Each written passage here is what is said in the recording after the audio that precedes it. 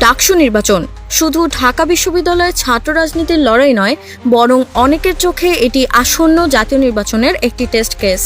প্রশ্ন উঠেছে, ৯ সেপ্টেম্বরের এই ভোট কি ত্রয়োদশ জাতীয় সংসদ নির্বাচনে প্রভাব ফেলবে?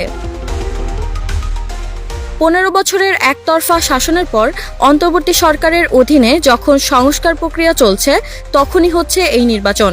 রাজনৈতিক দলগুলো বিষয়টিকে গুরুত্ব দিচ্ছে। বিএনপি, বামপন্থী জোট, ইসলামী আন্দোলন, গণসংহতি, এমনকি ছাত্র শিবির সবাই নিজ নিজ প্রভাব খাটাতে মাঠে নেমেছে। ঢাকার নীলক্ষেত, চাংখারপুল, নাজিরাবাজারের হোটেলগুলোতে প্রার্থীদের খাবার দাবারের ব্যবস্থা, প্রচারণায় টাকা খরচ সব মিলিয়ে উত্তাপ ছড়াচ্ছে নির্বাচনী এলাকা। তবে সবাই একমত নন। প্রবীণ রাজনীতিবিদরা বলছেন, ডাকসু নির্বাচনের প্রভাব জাতীয় নির্বাচনের সঙ্গে তুলনীয় নয়। তাদের মতে এটা ক্যাম্পাস ভিত্তিক নেতৃত্ব তৈরির প্রক্রিয়া, যা প্রতি বছর হওয়া উচিত। অতীতের ইতিহাস অন্য কথা বলে। পাকিস্তান আমল থেকে ভাষা আন্দোলন, গণ অভ্যুত্থান, মুক্তিযুদ্ধ সব ক্ষেত্রেই ডাকসু নেতৃত্ব ছিল সামনের সারিতে।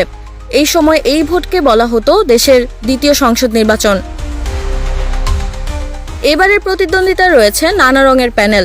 ছাত্রদল সমর্থিত প্যানেল, বামপন্থী প্রতিরোধ পর্ষদ, শিবিরের ঐক্যবদ্ধ শিক্ষার্থী জোট, বৈষম্য বিরোধী শিক্ষার্থী সংসদ, ডাকসু ফর চেঞ্জ, স্বতন্ত্র শিক্ষার্থী ঐক্য সহ একাধিক জোট। প্রায় সব প্যানেলের পেছনেই রয়েছে জাতীয় দলের ছায়া। প্রথমবারের মতো মুক্তিযুদ্ধ বিরোধী ভূমিকার জন্য বিতর্কিত ছাত্র শিবিরের অংশগ্রহণ নিয়েও উদ্বেগ রয়েছে। কেউ কেউ আশঙ্কা করছেন এতে উত্তেজনা ও সংঘাত বাড়তে পারে।